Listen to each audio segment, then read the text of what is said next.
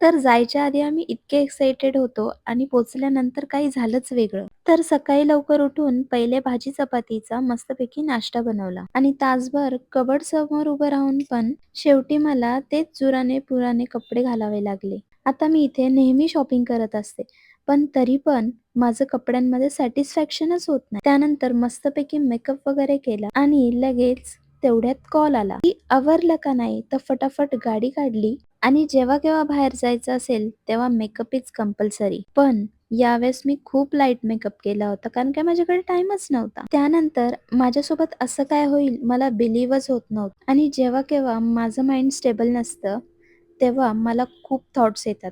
पण मी विचार करते की आपल्याला नॉर्मल राहणं खूप गरजेचं आहे. त्यानंतर मस्त एका हॉटेलला गाडी लावली आणि चहा पिला आणि फायनली आम्ही कुठे आलो तर आम्ही आलो होतो शिर्डीला. पण माझ्यासोबत असा काही कोइन्सिडन्स होईल मला खरंच वाटलंच नव्हतं. तर जेव्हा जेव्हा मी शिर्डीला आले तेव्हा तेव्हा मी दर्शन घेतले.